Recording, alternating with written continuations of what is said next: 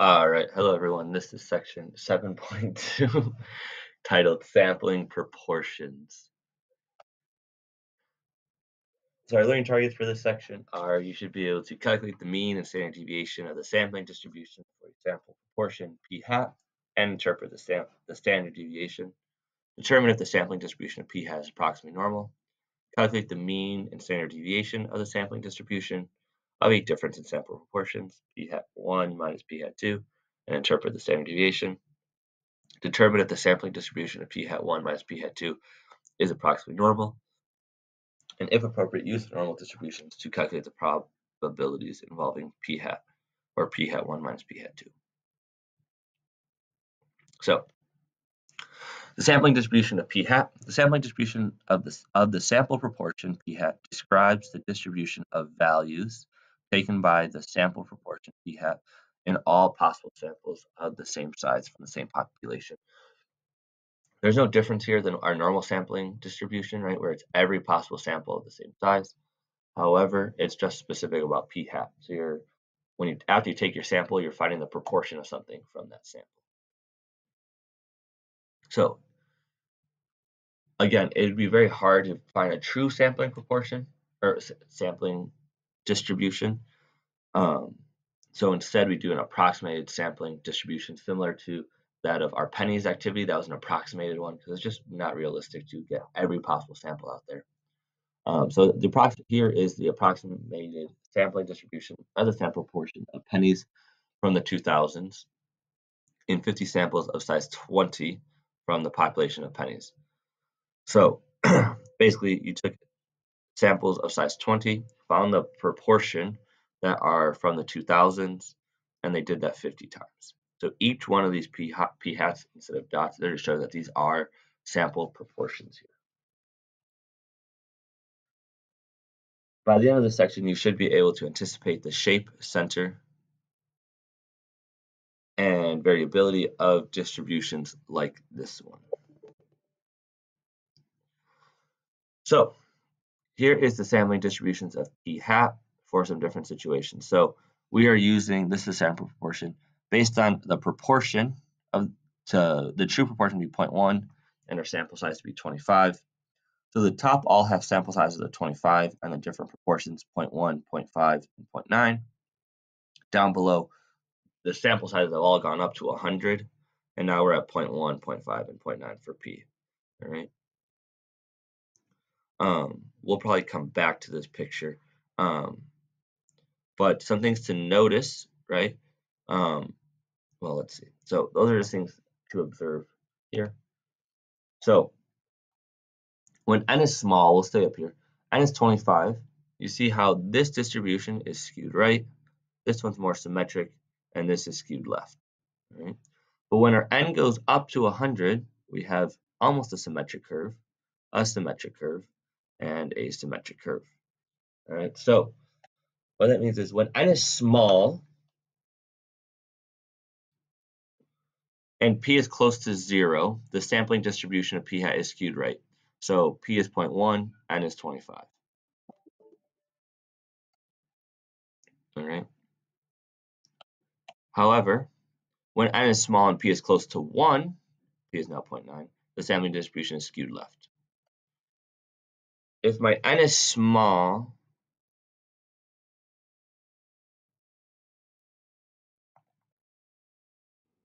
if my n stays small at 25, my p is only approximately normal or symmetric if my p is close to 0.5. Right, that's the only time if my n is small, my p is going to be pretty close to 0.5 in order for this to be approximately normal. However, if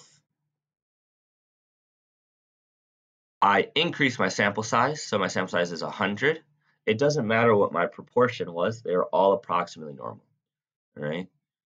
So if my n is small and p is close to 0 or 1, I'm going to be skewed left or right. But if my n is small and I'm close to 0.5, I'll be approximately normal. But if my n is large, it doesn't matter what my proportion is, I'm going to be approximately normal. So For the center, the mean of the sampling distribution of p hat is equal to the population proportion of p. This makes sense because sampling proportion of p hat is an unbiased estimator. So since it's an unbiased estimator, when I take the mean of p hat, since it's unbiased, it should equal p, which it does here. And we can see that, hey, my mean is 0.1, my p is 0.1. This is the mean of p hat. And you can kind of see that in your picture as well. Let's go back to that picture 6 also to see how it is for all of them. So this is the mean of my sampling distribution, 0.1, p is 0.1. Mean is 0.5, p is 0.5. This is the mean of p hat, which is 0.9, p is 0.9. Again, my means are all the same. So the mean of my sampling distribution p hat is equal to the population parameter p. Right?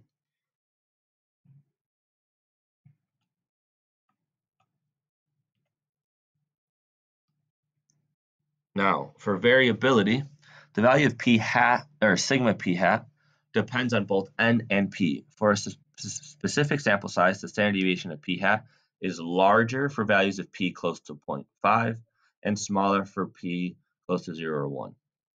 So here my p is 0.1, my sample standard deviation is 0.06. When my p gets up to 0.5, my standard deviation jumps all the way up to 0.1. So the larger my p, the closer my p is to 0.5, the larger my standard deviation becomes. For a specific value of p, the standard deviation p hat gets smaller as n gets larger. So that was just if so the p influences it closer to 0.5, I have a larger standard deviation. But as n gets bigger, my standard deviation gets smaller. And specifically, multiplying by a sample size of 4 cuts the standard deviation in half. This is a pretty common question on the multiple choice section. They'll be like, if you increase your sample size by 4, what happens to the standard deviation? And the answer is it gets halved, or it gets divided by 2. All right, that's a pretty common question that they ask in some form on the AP exam. So putting it all together, if you choose an SRS of size n from a population of size n with the proportion p of success, and p hat is the sample proportion of success, then the mean of the sampling distribution of p hat is equal to p. The standard deviation of the sampling distribution of p hat is the square root of p times 1 minus p over n. So this is similar to that of like your normal distribution or your binomial distribution. Instead of n times p times 1 minus p, it's p times 1 minus p over n. Right? Now you might ask yourself, hey, why are we using p and not p hat?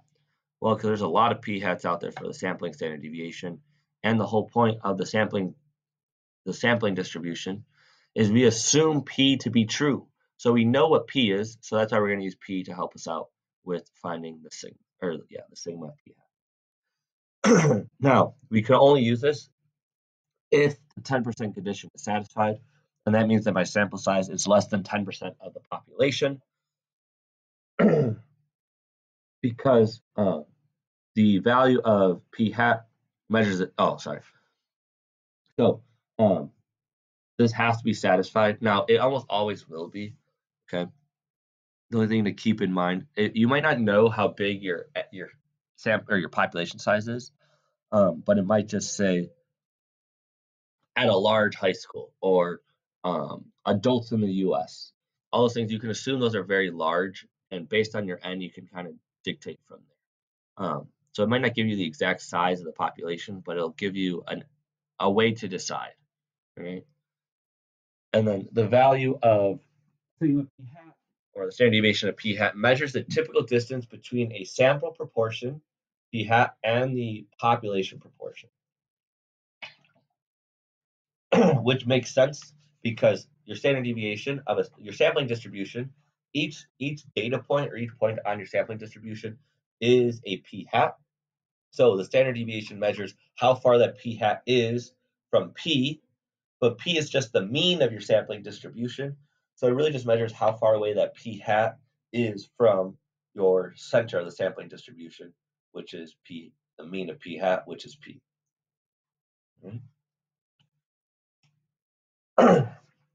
The sampling distribution of p hat is approximately normal as long as the large count condition is satisfied. That means that if n times p is bigger than 10 and n times 1 minus p is bigger than 10. This is why you either need n to be really big or you need your p to be close to 0.5 in order for this to work. So if it's not, then one of them is going to be off balance. So n has to be really large or p has to be close to 0.5 for this to be satisfied. But you just do the quick calculations and go from there. So the two conditions mentioned in the previous slide are very important. Let p hat be the sample proportion of successes. The large counts condition, if we assume the sampling distribution of p hat is approximately normal when it isn't, any calculations we make using the normal distribution will be flawed. All right. And second, the 10% condition, when we sample with replacement, the standard deviation of the sampling distribution of p hat is exactly sigma p hat, which equals p times 1 minus p over n, and take the square root of that. But we are often will sample without replacement, and the observations are not independent.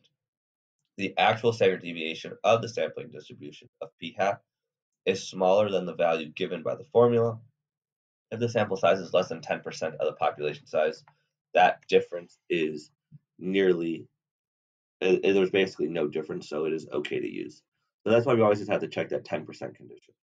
All right, so let's do an example here. Suppose that 84% of students at a large high school regularly use a backpack to carry their books from class to class. Imagine taking an SRS of 100 students and calculating p hat, the proportion of students in the sample who regularly use a backpack. And then find the mean of the sampling distribution. So the mean of the sampling distribution is the mean of p hat equals p, because it's an unbiased estimator. P is 0.84. So the mean of my p is 0.84. Let's calculate and interpret the standard deviation of the sampling distribution, verify the 10% condition. So we'll do that first. 10%, so 100 students is less than 10% of a large high school. If you're a large high school, you're going to have more than 1,000 kids. So 100 is less than 10% of 1,000. So we are good there. So we are able to use the formula. The standard deviation of p hat equals the square root of p times 1 minus p over n.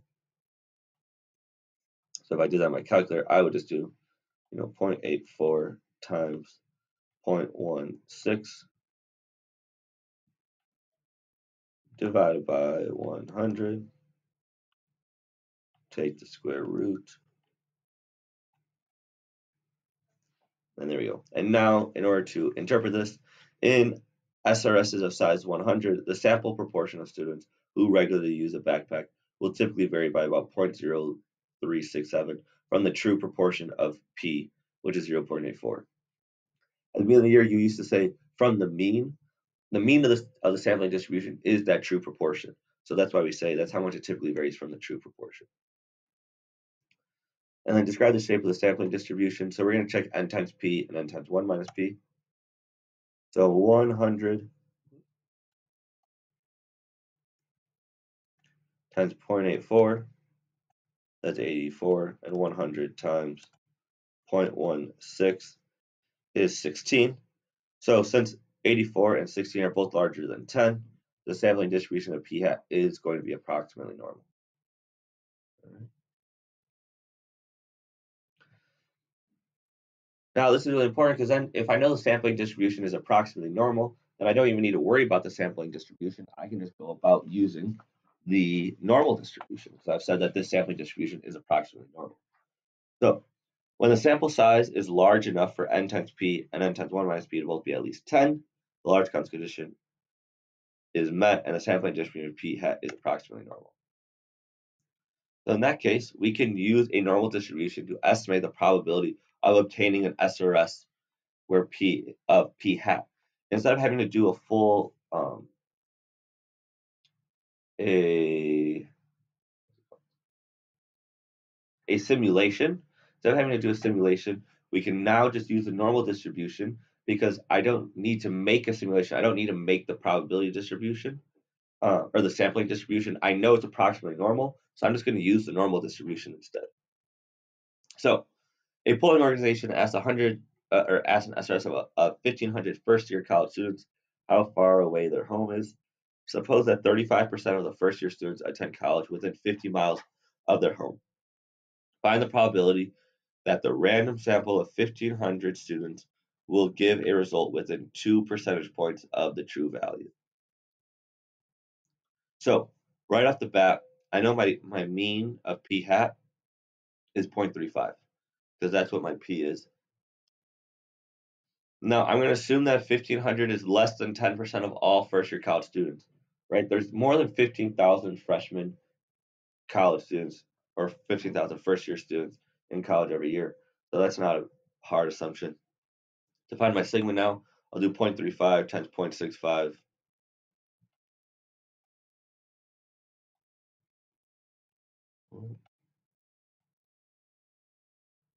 Divided by 1,500.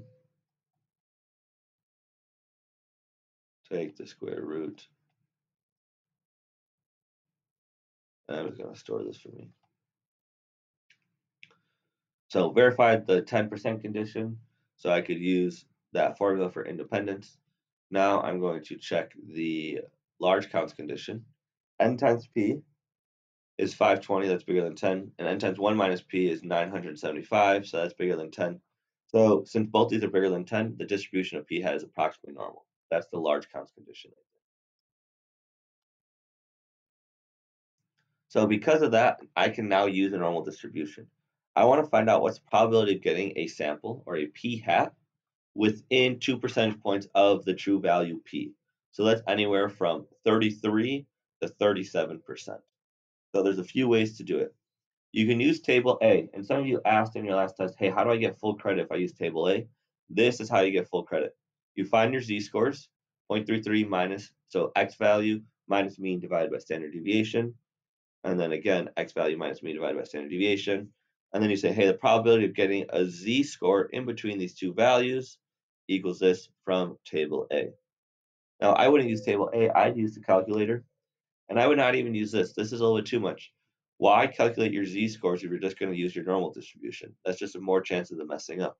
Instead, I'm going to use regular normal distribution. So normal CDF, second vars, normal CDF. My lower is 0.33. My upper is 0.37. My mean is 0.35. And then I stored my standard deviation in x just to help me out with a more accurate answer. 0.8956. So again, this is how you get full credit. You had to show all the work before, and then when you get to the normal calculations, you could either do this line, from here up. You could use using technology instead of using table A. But if you use your z-scores, you still have to find your z-scores.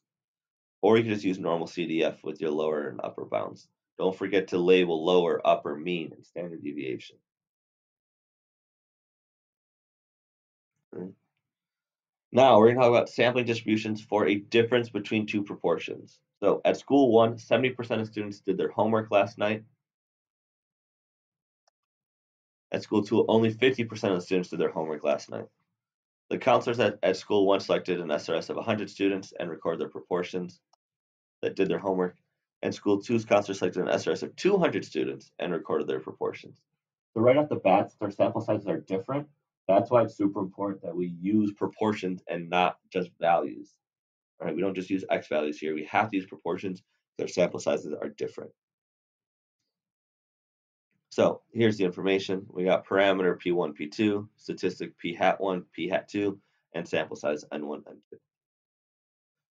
So both of them are approximately normal because if you did N times P, N1 times P1, make sure you do the correct thing 100 times the 70.7, and so forth. So they are both approximately normal because our large counts condition have been met for both distributions. The center, the mean of P hat 1 is equal to P1, which is 0.7. Mean of P hat 2 is equal to P2, which is 0.5. Then the variability, you have to check the 10% condition. 100 is less than 10% of all students at school 1, and 200 is less than 10% of all students at school 2. All right. So based on that, we are good and working in business at this point. So what can we say about the difference between p hat 1 minus p hat 2 in the sample proportions? Now, these behave very similar to combining random variables. They're not random variables, they're two distributions. However, they're going to behave very similarly as we see here. I've just taken my p hat 1 minus p hat 2. So took my one value, I took one sample and one sample, I subtracted their different proportions, and that's what I plotted here. So this dot here at this blue one, or this red one, means that one set of samples, so from p hat 1 and a p hat 2, I subtracted them, and that's what I got. I got a difference of 0.25. So that's what I plotted here. It's the difference of those two individual samples combined. So what's the mean of this going to be?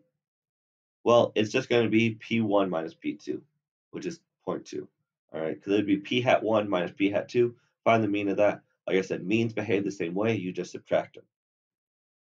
The standard deviations, however, this is where it does behave very similar to that of combining random variables, right? Even if you add or subtract random variables, you always subtract, or you always add their variances and then take the square root. Same thing here. Technically, the variance of p hat 1 would be p1 times 1 minus p over n1. You would just take the square root out. So here's the variance plus the variance, and then you take the square root to get the standard deviation. It's the exact same. So I'm going to do the variance of p hat 1 plus the variance of p hat 2, add them together, then take the square root. All right? So the sampling distribution of p hat 1 minus p hat 2, in other words, the sampling distribution of the difference in proportions. You choose an SRS from N1 from population 1 that has probability of success P1, and an independent SRS of size N2 from population 2 with proportion success P2. Then the sampling distribution is approximately normal if the large counts conditions are met for both samples, N1 and N2. Then, and if they are approximately normal, the mean of the sampling distribution is just the difference of the true proportions, P1 minus P2. And then the standard deviation of the sampling distribution for the difference in the proportions is that now there's two things that have to go on here. You have to make sure you check the 10% condition for both. If the 10% condition is not met for both, then that individual one cannot be found. You can't find that individual standard deviation and can't use it. All right. The other thing that has to go on here, there's actually two parts of independence here. One is checked by the large counts, or sorry, by the 10% condition. And that's here. Independent observations within each sample. When sampling without replacement, the actual value of the standard deviation is smaller than the formula suggests. However, if the 10% condition is met for both samples, the difference is negligible. All right, so that is in order to use the standard deviation formula, you have to have the 10% condition. Right now, since we're doing a difference in samples, all right, just like for random variables, in order to combine them, to use the standard deviation formula to combine them, where you add their variances and take the square root, the two samples have to be independent. All right, and that what has to happen here as well. The samples for P1 have to be independent of that of P2, or else we can't add their variances. Now they'll almost always be, but it's just something to keep in mind that they have to be independent. So there's two real independent things: the independence between the two samples, and then the independence clause within the individual sample, so that you can use the standard deviation formula. All right, so let's do an example here. Your teacher brings 2 bags of colored goldfish crackers to class. Bag 1 has 25 red crackers, and bag 2 has 35 red crackers. Each bag contains more than 1,000 crackers. Using a paper cup, the teacher takes an SRS of 50 crackers from bag 1 and a separate SRS of 40 crackers from bag 2. Let p hat 1 minus p hat 2 be the difference in the sample proportion of red crackers. So what is the shape of the sampling distribution of p hat 1 minus p hat 2? So you got to check the large counts condition. So n times p1, n1 times p1, and n1 times 1 minus p1. And similar for n2. Those are all bigger than 10. We got 12.5, 37.5, 14, and 26. Since all 4 of these are larger than 10, we are approximately normal. B, find the mean of the sampling distribution. So the mean of the sampling distribution is just going to be p hat. So the mean of p hat 1 minus p hat 2 is just going to be p1 minus p2, which is 0.25 minus 0.35. So our new mean is negative 0.1. And calculate and interpret the standard deviation of the sampling distribution. So each sample is independent of each other, right? You take a separate SRS of 40 crackers from the bag 2, so they are independent. And then we just have to check the 10% condition. So 50 is less than 10% of 1,000, that's 100, and 40 is less than 10% of 1,000. So we're good with the 10% condition. Now we're just going to use that formula. We're going to add their variances and take the square root. So we're going to do 0.25 times 0.75 divided by 50 plus 0.35 times 0.65 divided by 40. Add those together, take the square root, get my variance of 0.0971. And to interpret it, the difference in bag 1 minus bag 2 in the sample proportion of red goldfish crackers typically varies by about 0.097 from the true difference in the proportions of negative 0.1.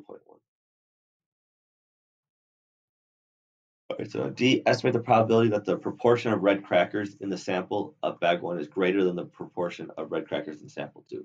So bag 1 is bigger than bag 2. Bag 1 is bigger than bag 2. That means if I subtract over bag 2, bag 1 minus bag 2 must be greater than 0, right? And that's what we're doing here, right? We're doing P1 minus P2. So I subtract that bag 2 over to get P hat 1 minus P hat 2 is going to be bigger than 0. And I want to see, hey, what's the probability that that actually occurs? So right here, right? P hat 1 is bigger than P hat 2. I subtract P hat 2 over. I get this to be bigger than 0. I now want to find out, hey, what's the probability of that occurring? You could find the z-score. Again, no reason to. Let's just jump to normal CDF. So I want to see what's the probability of this occurring, that P hat 1 is bigger than 0, or sorry, bigger than P hat 2. So P hat 1 minus P hat 2 is bigger than 0. So that means that my lower bound is 0. My upper bound is just a really large number. My mean is negative 0.1. And then my standard deviation is 0.0971. Press enter. This happens 15% of the time. All right. So based on that, would we be surprised if that P hat 1 is bigger than P hat 2? Not really. It happens 15% of the time, so that's not that surprising. So yeah, we wouldn't be that surprised here. All right. And that is all for this section.